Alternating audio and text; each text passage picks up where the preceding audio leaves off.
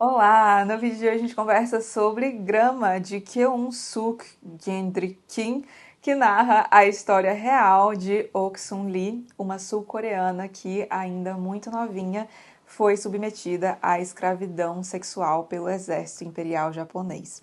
A Ok-sun Lee nasce numa família com uma situação bastante vulnerável.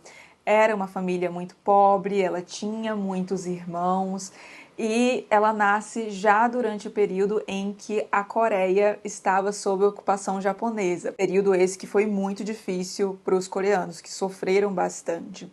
E dado o desespero da família com essa situação da pobreza, com muitas bocas que os pais tinham que alimentar, eles acabam recorrendo a uma prática que era bastante comum à época, de vender um de seus filhos, e aqui no caso foi a Ok-sun Lee, na esperança de que a Ok-sun Lee, apesar de trabalhar muito, não passaria fome, e também para aliviar um pouco a situação em casa, porque, afinal de contas, seria uma boca a menos para alimentar. Essas crianças eram vendidas para trabalhar em condições horrorosas, em bares, restaurantes, casas de pessoas ricas e coisas do tipo. E é o que acontece com a Ok-sun Lee, ela vai trabalhar em restaurantes, só que certo dia ela acaba sendo sequestrada, é levada para a China junto de outras meninas que tinham mais ou menos a mesma faixa etária dela, algumas mais velhas, algumas até mesmo mais novas,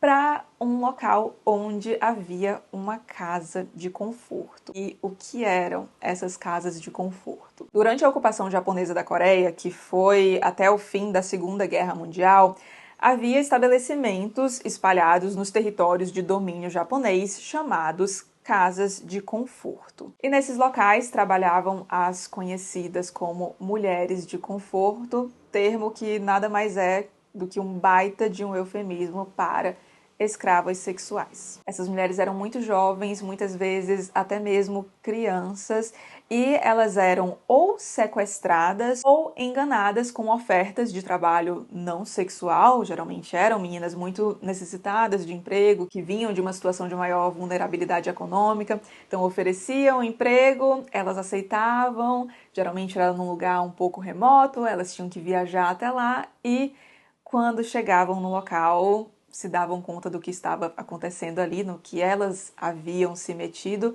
mas aí já era tarde demais. E é importante salientar que, apesar de essas casas serem administradas por pessoas comuns, havia uma enorme supervisão do exército imperial japonês, justamente porque a função daquelas casas era satisfazer os soldados do exército imperial japonês, fazer com que, de algum modo, por mais horrível que pareça, eles encontrassem alguma espécie de alívio naquela situação tão horrorosa que era a guerra. Essas mulheres, essas meninas, viviam em condições desumanas, extremamente precárias. Os locais, os quartos onde elas viviam eram sujos, elas não tinham acesso constante à higiene, como chuveiro, produtos de limpeza, etc.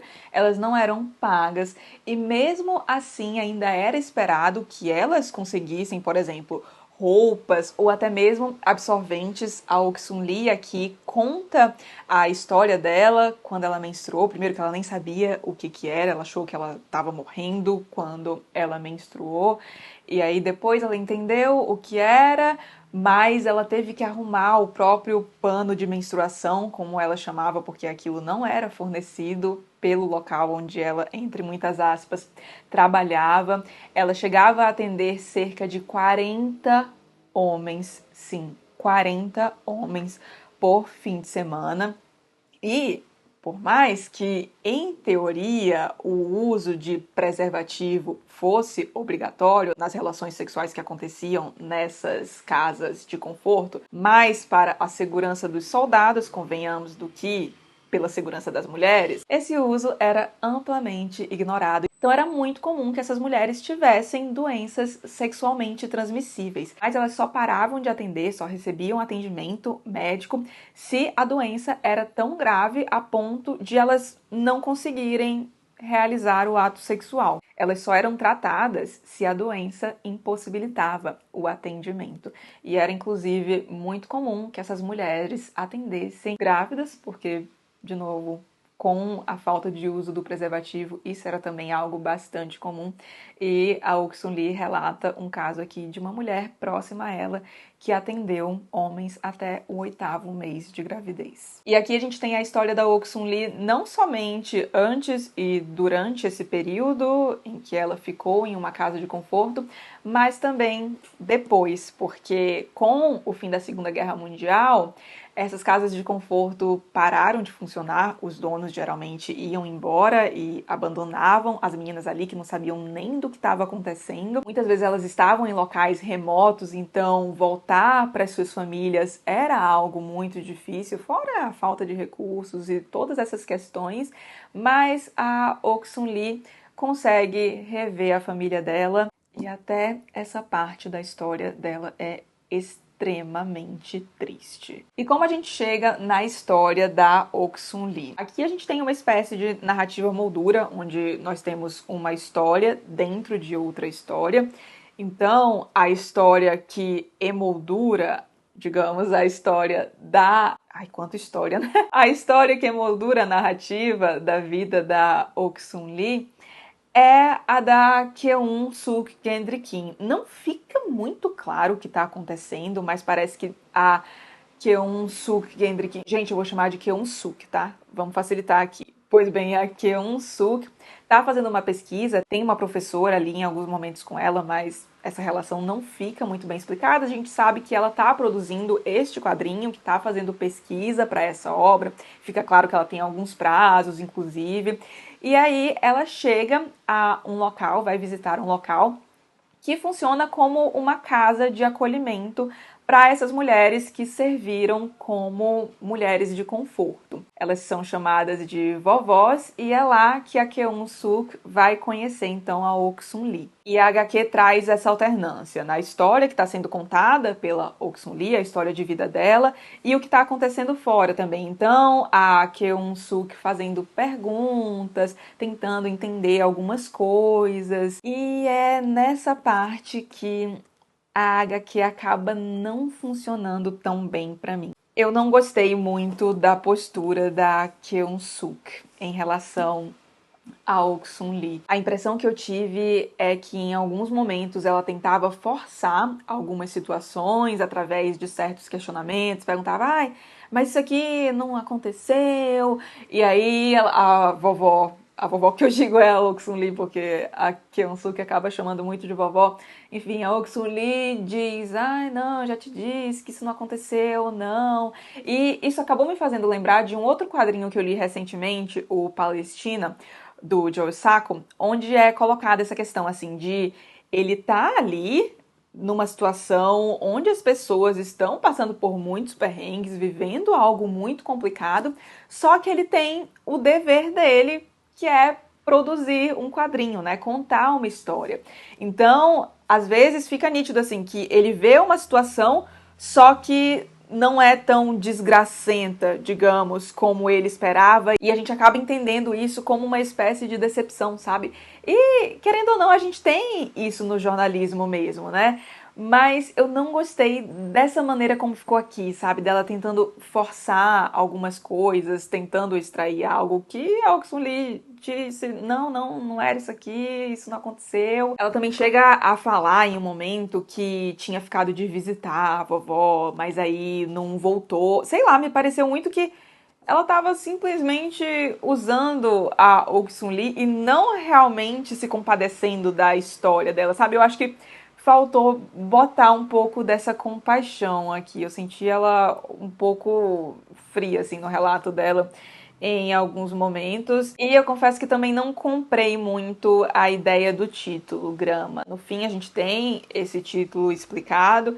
E assim, eu entendo a ideia, e aí talvez isso seja um spoiler, mas assim, zero vai atrapalhar a sua experiência de leitura, tá? Basicamente, o que ela coloca aqui é que a Ok Sun Lee é muito resistente. Ela faz aqui uma analogia com as estações, né? Que no inverno as plantas, o solo acaba sofrendo, mas depois isso vai passar e aí essa grama vai se reerguer. Aí ela faz a analogia de, a grama sofre, é pisoteada, mas ela sempre se reergue. E eu não gostei muito disso porque parece que tem algo resolvido, sabe? Quando, pelo relato da própria Oksun Lee, me parece que as coisas não estão resolvidas, não. Ela só tá ali tentando sobreviver mesmo, mas não tem muito essa coisa de, se reerguer, sabe? Eu superei isso, deixei pra trás.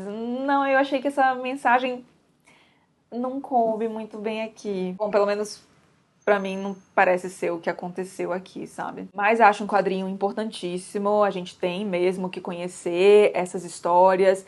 Este livro, aliás, este quadrinho me fez lembrar muito de um outro livro que já tem resenha aqui no canal, o As Boas Mulheres da China.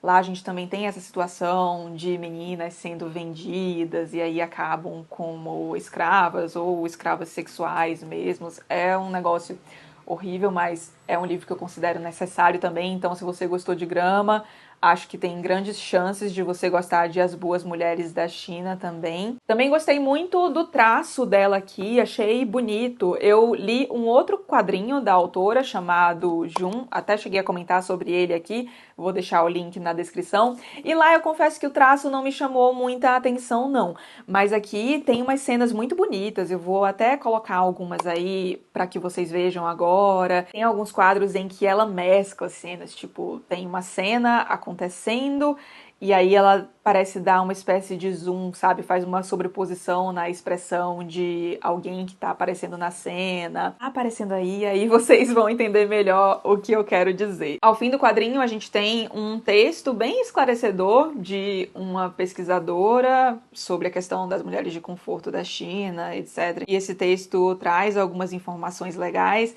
Inclusive, eu pesquisei um pouco sobre o assunto e há um problema até hoje em relação à diplomacia entre Coreia do Sul e Japão por conta das mulheres de conforto. Isso chega a ser mencionado aqui no quadrinho. A própria Oksun Lee fala que não tá nada resolvido, porque o que acontece é que a Coreia do Sul negocia junto com o governo japonês uma espécie de reparação em relação a essas mulheres, só que elas se sentem ofendidas pelo fato de que isso não foi conversado com elas, sabe? Que foram as reais vítimas, então para elas isso não tá resolvido de forma alguma. E até hoje há alguns problemas entre os governos desses dois países. Eu não sei se ainda tem, mas eu vi que tinha uma estátua simbolizando uma mulher de conforto nas proximidades de uma embaixada do Japão em uma cidade coreana. E aí o governo japonês achava isso um absurdo, porque como assim vocês estão fazendo isso com a imagem do nosso país? Enfim, tem uma galera aí tentando apagar a história, né? Mas felizmente a gente tem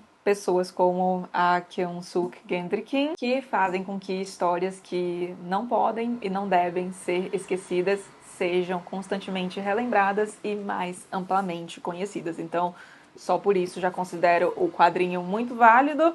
Como acho que ficou nítido aqui, não foi um quadrinho que eu amei, não, mas achei a leitura válida para conhecer a história da Oksun Lee. Se você já leu o quadrinho e concorda ou discorda com algo do que eu disse aqui, deixa nos comentários para a gente discutir mais sobre a obra. Eu acho que abre margem para algumas discussões bem legais, ainda mais essa questão do jornalismo, sabe?